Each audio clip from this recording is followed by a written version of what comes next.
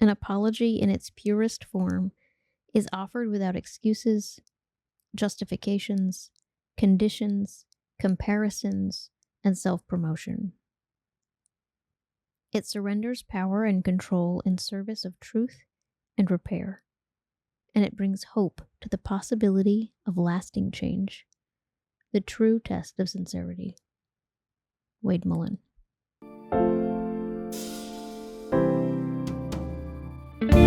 Welcome to Perverted Justice. This is not just a story. It's a call to action for integrity and radical honesty, in spite of personal cost. Now here's your host, Shielagh Clark.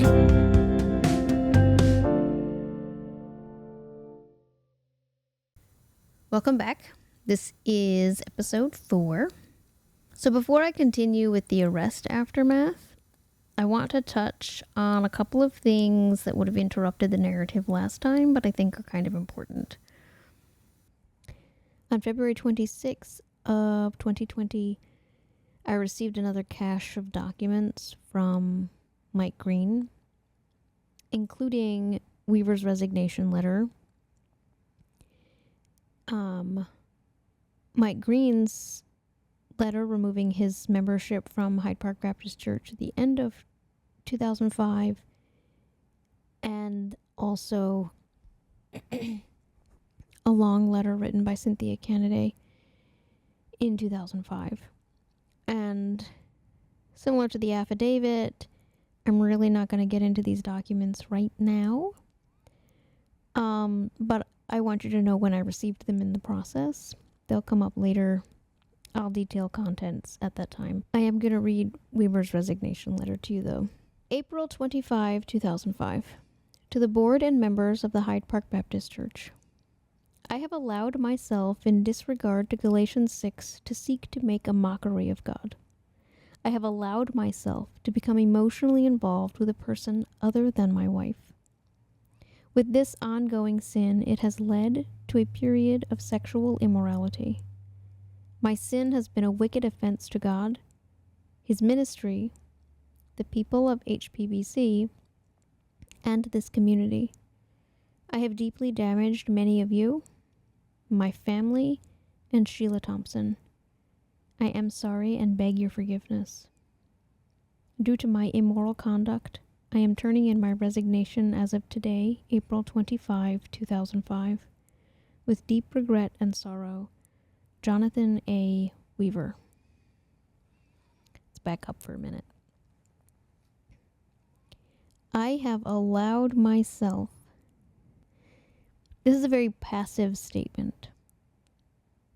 It's like he's trying to distance himself from the acting, still somehow in this supposed apology. I have allowed myself to become emotionally involved with a person other than my wife. Where does that sentence sound like the active participation is being placed? Not on his shoulders, on mine. This sentence sounds like he was pursued by someone and just let himself fall into it. That there was no active participation on his part. What the sentence should read is, I actively pursued a child, manipulated her with scripture, threatened her with harm to other people, sexually assaulted and raped her.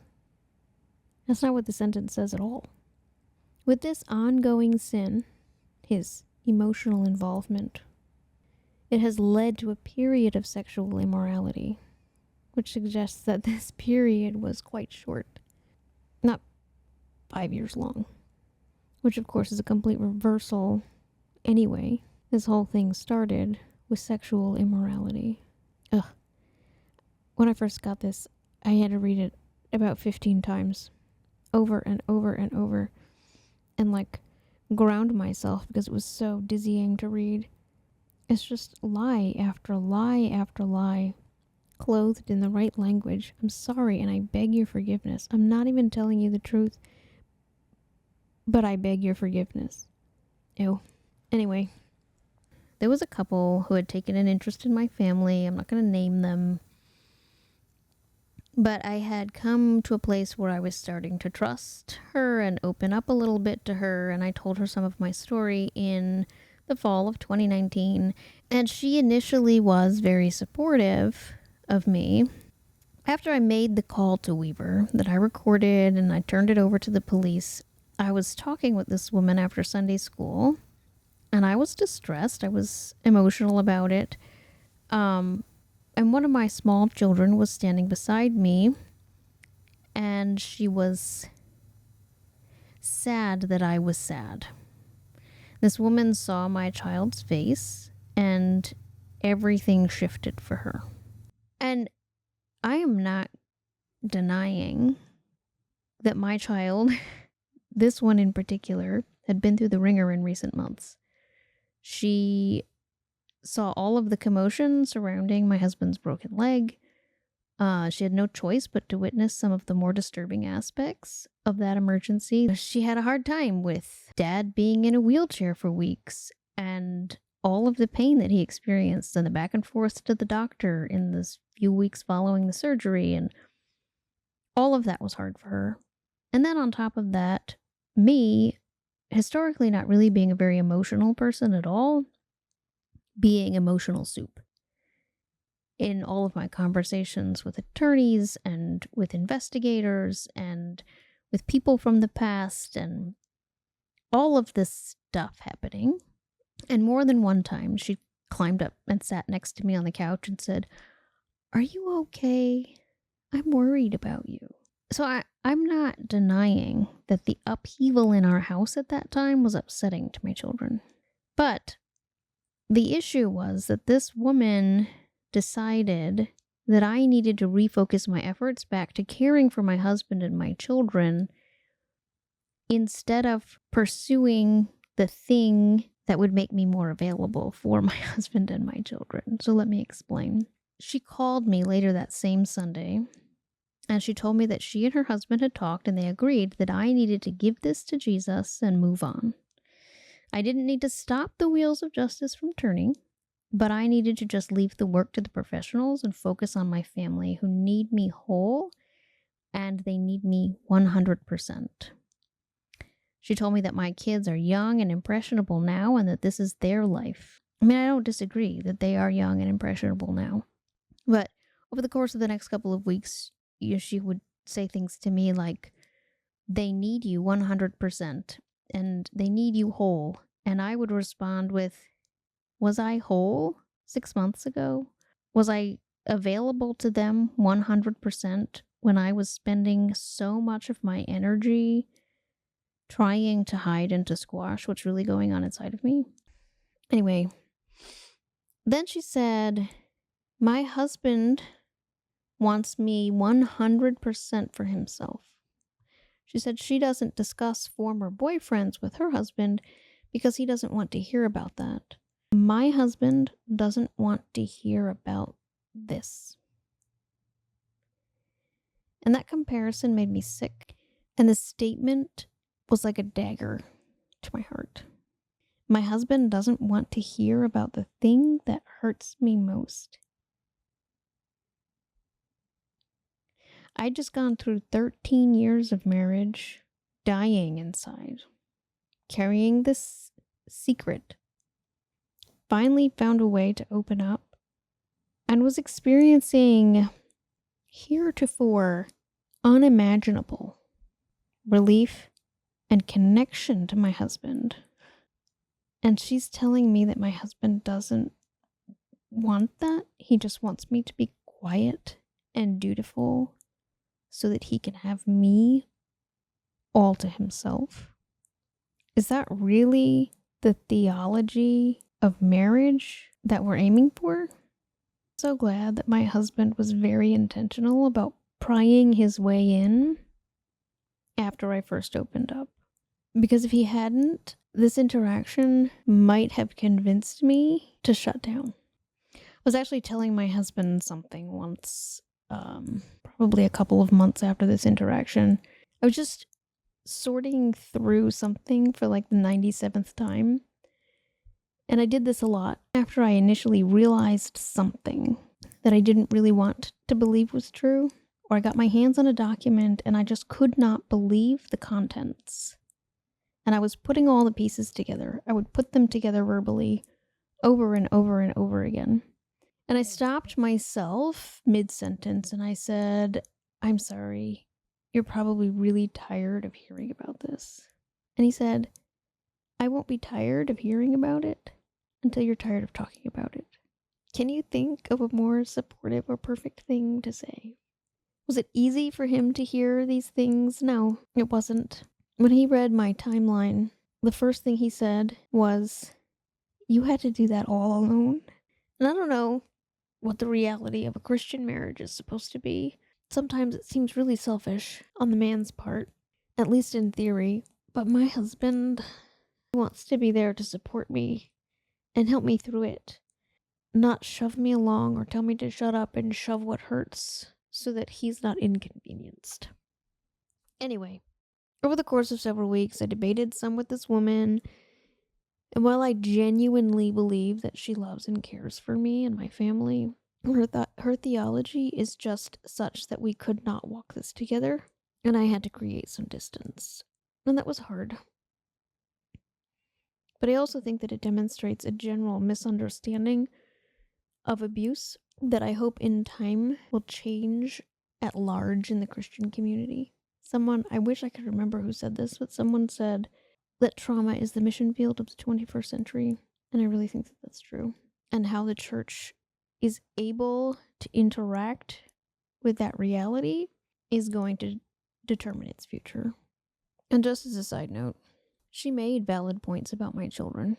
Just like Francine's caution to me at the very beginning was, consider how this will affect your children. And my approach initially was to try to hide the upset from them. But if I could go back, I would be much more open about what was happening at age-appropriate levels, of course, right from the beginning. I'd been trying to hide my pain their whole lives. And that cost them more than could ever be assessed. When things bubbled over and turned into this legal pursuit, I wish that I'd been more honest about what was happening, because kids are very perceptive. And honestly, you're crazy if you think you're hiding anything from them. The only thing that they will get wrong is that they will think that your upset is their fault. And they'll carry that with them forever. I hate that my kids had to experience any of this. I hate that the choices of other selfish people had to spill over into their lives. But I hope that they've learned that they matter and that doing hard things is important. That seeing hard things through to the end is wicked, freaking hard. But it's the only reason that things change. I hope that they remember my apologies at least as clearly as they remember my failures. And if my children ever find themselves listening to this, I love you more than anything.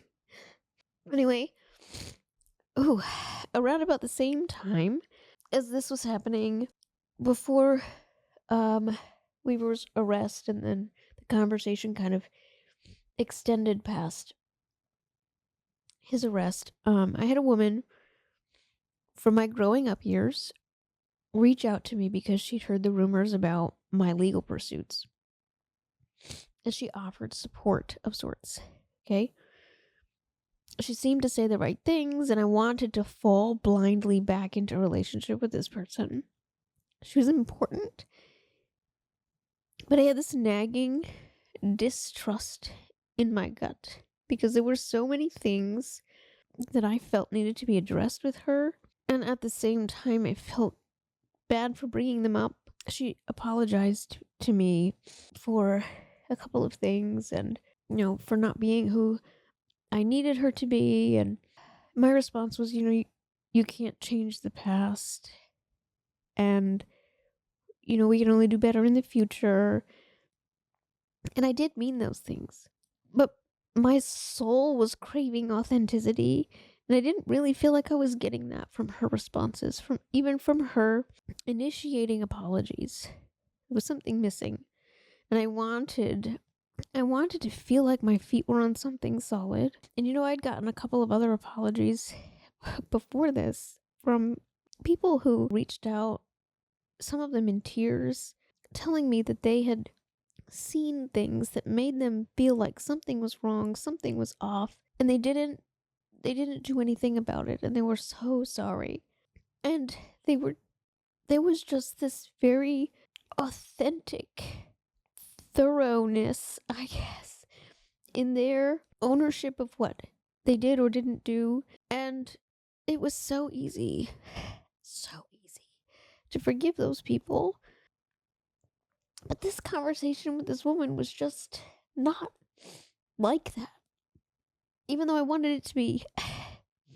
She told me that she wanted me to know that she now knows that I was abused, and she's sorry she wasn't who I needed back then.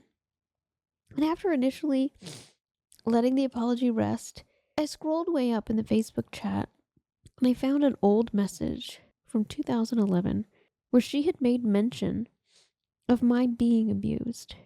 And I sent her screenshots of both messages. The one where it was clear that she was acknowledging that I was abused back in 2011, and then this next one where she's claiming in 2020 that the information I'm giving her in this chat is what she's using to finally know that I was abused. I'm sure that the lack of inflection in a typed message aided in the spiral that happened after this. Well, I asked her when I sent the two screenshots, how do you not know in 2020 what you clearly knew in 2011? And her response was anger. She told me that she was trying to be in my court now, but I'm clearly just interested in pointing fingers. She said she was done being grilled and that she may not have been perfect, but her conscience is clear. When you say that someone is pointing fingers, that means that they're blaming someone for something. So I asked her what she felt like I was blaming her for, and I reiterated that I was just asking her to explain two contradictory statements. I want to understand what's actually going on here. What has actually changed in your mind? She told me that she hopes I can forgive Weaver and live a bitter-free life. And she also told me that she emailed Lisa and told her that she was praying for her and the kids. Because she is, but she's also praying for truth to win. And I stopped myself from asking if she told Lisa she believes me. I said praying that truth will win is like straddling a fence and waiting to pick sides. She asked me who I was to tell her intentions. It's weird because just like 2 messages up, she told me my intention was just to point fingers, when all I did was send her own words. She said I'd finally have my day in court and everyone will know the truth. She's done being grilled. And I just said, fair enough. And I left it alone because it was just going south really fast. And later on, after Weaver's conviction, there was a bit of reconciliation surrounding this issue. But I was upset after this interaction, and I posted this on Facebook. I posted this privately. I didn't post it so that anyone could actually read it, although I was tempted to. It says, public announcement. I knew that embarking on this journey was probably going to earn me more doubters than believers. I knew people would likely say nasty things to and about me. I knew my motivation would be questioned. I thought I knew. I had no idea what this was going to be like. I also knew this process would eventually bring long overdue clarity and understanding to many more people than myself. I knew it would facilitate healing in many more people than myself. And I knew that seeking and speaking the truth is the only way that darkness is defeated. In my heart and in the church. So I spoke up. So far, I have many more supporters than I expected. These people are openly and freely not only showing me love, but also sharing information and seeking understanding. I have learned more in the last 6 months than I can begin to tell you about myself, about God, about the mishandling of my abuse reports, about the lies I was silenced with, and about genuine, honest, loving people who do exist in the world. I was, however, accused of mostly being interested in pointing fingers, which couldn't be further from the truth. I am sorting through a lot of information, reports, statements, letters. If you want to reach out to me, I would love to hear from you, and I will gladly tell you as much of my story as I am allowed. If you tell me you had no idea after 4:05 that I was abused, I'm going to ask you what you did hear and from whom. If you refuse, it will raise a red flag. If I find a contradictory statement made by you, I'll ask you to explain it. Not because I'm pointing fingers and looking for someone to blame. Not because I'm bitter. This quest is not for enemies, it's for truth. If you're afraid you'll end up on blast, don't worry. If you weren't a leader but knew something before disclosure and were able to accurately predict why Weaver didn't preach that Sunday, for example, or you were cruel after disclosure, called me a whore or a liar, for example, that is between you and God, and I encourage you to examine yourself. And I don't know the intentions of this woman that I was interacting with. I'm mostly bringing it up for the sake of the impact. And I just want to talk about apologies for a minute. Apologies should not be self-protective measures. The rifts between people are healed by naked honesty and literally nothing else. Don't create new stories that you can feel better about so that you can manage an apology. Go all the way. You'll feel better, and the person you're apologizing to will sense your intentions are true. An apology in its purest form is offered without excuses, justifications, conditions, comparisons, and self-promotion. It surrenders power and control in service of truth and repair, and it brings hope to the possibility of lasting change, the true test of sincerity. Wade Mullen. Okay, so I posted on Facebook after Weaver was arrested. I posted publicly. I'm not sure there are words to describe the emotions that accompany the beginning of delayed justice. My childhood pastor was arrested last night in Pennsylvania on 2 felony charges of first-degree assault and battery, lewd acts against a minor. He will be extradited to South Carolina. This man molested or raped me an estimated 200 to 250 times. He may pay for 2 in this lifetime. Those 2 are representative of all. For there is nothing covered that shall not be revealed, neither hid that shall not be made known. Luke 12:2. All those things I didn't say, wrecking balls inside my brain. I will scream them loud tonight. Can you hear my voice this time? Rachel Platten. So I got an outpouring of support that kind of surprised me in response to that. Then there were some obvious silences that were a little bit disturbing. And don't misunderstand, I'm not saying that if you're really supportive, then you're going to put stuff all over Facebook. But there were certain people who were being supportive publicly on Facebook to Weaver's family or to statements made about Weaver. Like, for example, one of his youngest daughters put a picture of him and herself on Facebook with the caption, "Best Dad," after his arrest. And someone liked that picture. And I can see trying to be supportive of the children in the wake of the arrest, but liking a statement that says "Best Dad" in response to someone being arrested for molesting a child, that isn't it. And then for members of that same family to be attempting to support me, but only privately, only behind the scenes in private messages, you're hiding your support of me, but publicly displaying your support for my abuser. That's weird. Okay? That's all I'm saying. I think the thing that was most disorienting about the response that I was receiving to Weaver being arrested was the number of people from Hyde Park who were suddenly acknowledging that Weaver was an abuser. And don't get me wrong, I appreciated the response. I appreciated the fact that people were in agreement on that issue.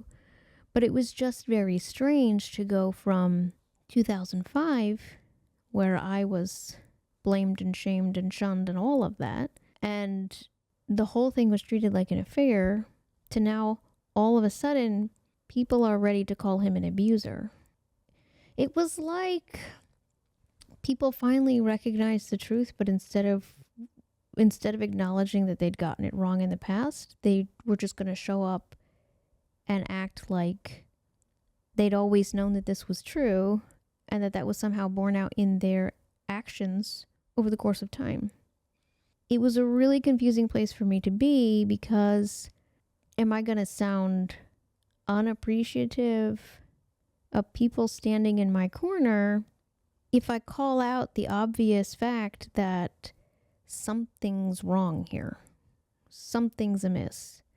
If you get something wrong and then jump over an apology and avoid all of the discomfort of having to admit that you were wrong, it's not a really great way to heal a rift or correct a wrong. And I know that there were people who always saw Weaver as an abuser. They just weren't people with the means or influence to change what happened with the church's response to me. I'm not saying that everybody who now thinks that Weaver's an abuser thought that he was just an adulterer back in 2005. But there were people in positions of leadership and authority in the church who had a role in decisions made about my life, who got it wrong way back then, who now were trying to act like they'd never gotten it wrong and they were always in this position. And that was just really weird and disorienting, and I don't know a better way to explain that to you. And then a board member from Hyde Park Baptist Church commented on my post and said, "We love you and we're praying for you." Fine. Great. Okay. Good. Maybe we're headed in the right direction. Well, and I had been in talks with a reporter from the Greenville News who was working on a piece or had planned to be publishing a piece about the 5-year anniversary of the Grace Report, which kind of morphed into an article about the university's response to me and to this arrest. So this reporter, in the process of writing her article, reached out to the Hyde Park Baptist Church for a statement. They wanted to verify his employment dates, and they wanted to potentially get a statement from them. And she called them multiple times and didn't get an answer. And then finally, they did answer. A man answered, who I'm assuming was probably Murray, but I don't know. And he said, "I'm going to read you a statement, and then I'm going to ask you to stop calling here because we don't want to have anything to do with this." So out front, they're putting on this show of being supportive, right? But then what's actually going on behind the curtain is just armoring up and defending and distancing and all of that. Pretending to support and then actively running away from opportunities to support. It would have been easy for them to make a statement in support of me. They could have condemned Weaver's actions. This was an opportunity for the church to position itself as an advocate for a defender of sexual assault victims, to put itself publicly on the right side. And rather than see this as an opportunity, they just saw it again as another threat to themselves. This is the statement from Hyde Park Baptist Church. Mr. Weaver was immediately relieved of his duties at the moment the accusations became public in 2005, and he immediately moved to the state of Pennsylvania. They thought that that was a good thing for them to say. Well, we fired him as soon as the accusations became public, and we let him slip away to Pennsylvania. It really sounds like all of the worst parts of what the Catholic Church is getting flack for, which is moving people around. This is what they thought would be a good statement to make to the press. He's not part of us anymore. He's over there in Pennsylvania. He's got nothing to do with us. Leave us alone. I can think of a million more productive things that they could have said, even without admitting liability. Even Bob Jones did better than this. And they don't even know me. March 5, 2020. The following statement regarding the recent arrest of Jonathan Weaver of Myerstown, Pennsylvania, may be attributed to Bob Jones University Chief of Staff Randy Page. On Friday, February 21, 2020, Jonathan Weaver of Myerstown, Pennsylvania, a 1986 Bob Jones University graduate, was arrested by the Greenville Police Department and charged with 2 counts of assault and battery, first degree, for his criminal actions toward a minor, which took place in April 2001. Off campus in property owned by BJU. These crimes were committed when the female victim was brought along with several other high school students to South Carolina by the perpetrator for a prospective student visit at BJU. We were unaware of these actions until after Weaver's February 21, 2020 arrest. As an adult, the victim attended BJU for nearly a year. While at BJU, the victim was assaulted off campus by the perpetrator. These assaults were not reported to law enforcement. In reviewing the actions taken by the university administration at the time they learned of these assaults, BJU failed to adequately assist the female student by encouraging her to notify law enforcement of the assaults committed against her in South Carolina. In the intervening years, we have learned much about how to assist women who experience trauma as a result of sexual abuse and/or assault. We would handle this situation much differently if it were to happen today. We applaud the courage and bravery of our former student in notifying law enforcement and pray that she and her family may find comfort and peace in the days ahead. We encourage any victim of sexual abuse or assault to report to law enforcement. These people at Hyde Park Baptist Church, most of the people on the board at Hyde Park know me personally. They're not new people who have no connection to me. We aren't strangers. Anyway, so I shared the article, had more support, and I was able to make connections with other Grace participants who have become friends. So I guess next time we'll get into talking about the drafting of the complaint and filing the lawsuit. Also, by listener request, I have created a little cheat sheet for names to kind of keep track of who's who, and the link to that is in the show notes. I'm also linking the article in the Greenville News that was mentioned in this episode. If your community is dedicated to fostering a safe and supportive environment, connect with Grace, Godly Response to Abuse in the Christian Environment, at netgrace.org. Grace's mission is to empower Christian communities to recognize, prevent, and respond to abuse effectively. They provide vital resources and training to help churches understand the complexities of abuse and adopt effective prevention policy and trauma-informed responses.